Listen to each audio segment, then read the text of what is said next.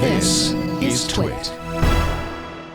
Last night, pretty much immediately after I struggled with the crappy Google Maps on iPad map to figure out my drive to Comic-Con, Google updated its Google Maps app for iOS. The map now fits the iPad screen in that version and tweaks both the iPad and iPhone versions to look similar to the new Android version. Maps now has live traffic, updates, and adds indoor maps for select shopping malls, airports, and transit stations.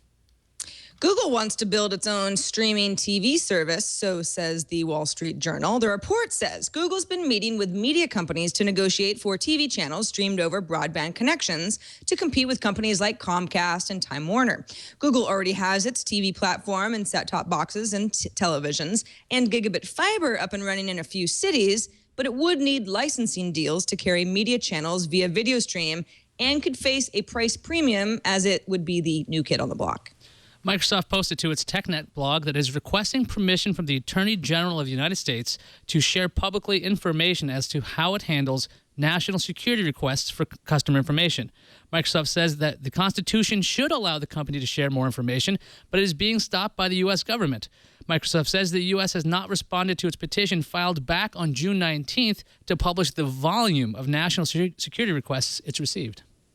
Well, Google Glass is all grown up now. It has its first security flaw. Yay. The security researchers at Lookout have discovered a security flaw that lets them capture data being sent from the device to the web without the user's knowledge. Google Glass always looks for QR codes, and it decodes them automatically. It also connects to Wi-Fi networks encoded in QR codes.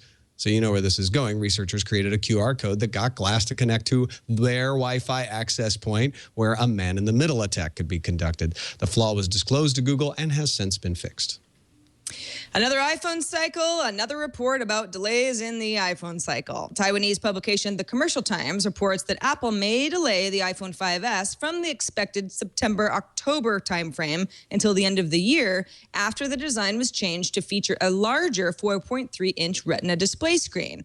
But Jefferies analyst Peter Misek predicts Apple's manufacturing partners will begin churning out the iPhone 5S later this month, and that Apple's long-rumored lower-cost iPhone is already in production. There's a new Tumblr app for iOS, and what's new with it? Something called security, because the older iOS app apparently transmitted login information, including passwords, in plain text.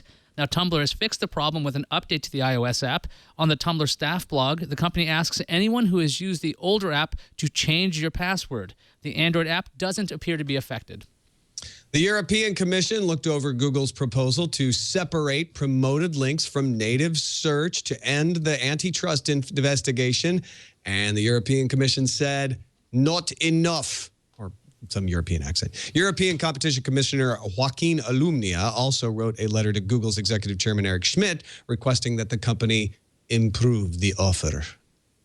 P2P platform BitTorrent wants to be associated less with piracy and more as a competitor to cloud syncing services from Dropbox and Google. The company is taking Sync, which is its own file synchronizing service, into beta from alpha and opening up the platform to more users by adding more features and an Android app, iOS app on the way, says the company. Sync is free, but a BitTorrent spokesperson says the company will eventually launch paid premium services aimed at enterprises and power users. Chalk up yet another win for Aereo. CBS had appealed the Second Circuit Court's ruling that Aereo was legal, asking that the full panel of judges, that's known as en banc, rehear the case. The court polled its judges and found that not enough of them wished to rehear the case. Judge Denny Chin, however, issued a blistering dissent to the decision, calling Aereo a sham. The China Internet Network Information Center says that China now has 591 million internet users. That's a 10% rise compared to last year, and that would mean that 44% of the country's population is online thanks to wireless devices like smartphones.